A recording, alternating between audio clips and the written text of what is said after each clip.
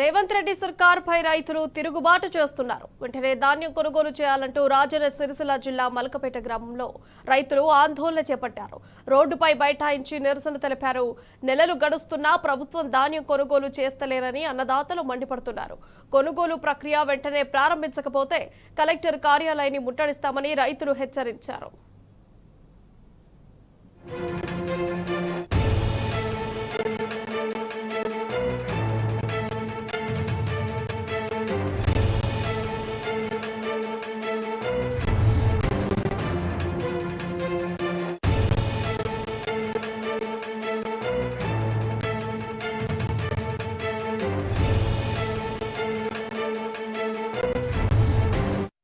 ధాన్యాన్ని వెంటనే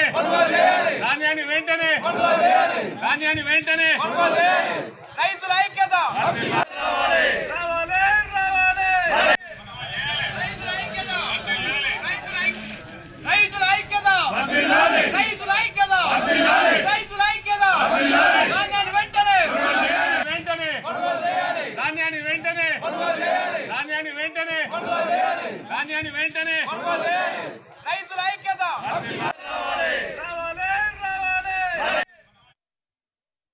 మలకపేట రైతు మొత్తం కూడా ఇక్కడ బస్ స్టాండ్ లో కూర్చోవడం జరిగింది.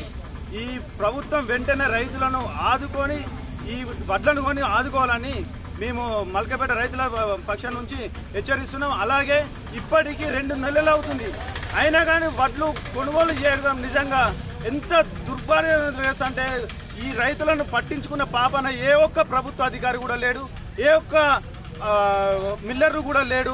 అసలు ఈ ప్రభుత్వం మిల్లర్లకు కొమ్ము కాస్తుందని మేము భావిస్తున్నాం.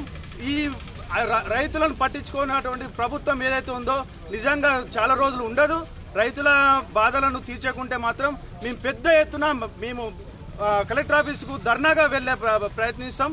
వెంటనే అధికారులు కానీ, చైర్మన్ కానీ, మిల్లర్లు కానీ ప్రభుత్వం వెంటనే దీనిపై స్పందించి రైతుల వడ్లను కొనుగోలు చేసి వెంటనే లారీలను పంపించి కొనుగోలు, లేదంటే వర్షాకాలం వచ్చే సూచన ఉన్నది. ఆల్రెడీ ఇంకొక 15 రోజులు అయితే వర్షాలు స్టార్ట్ అవుతాయి.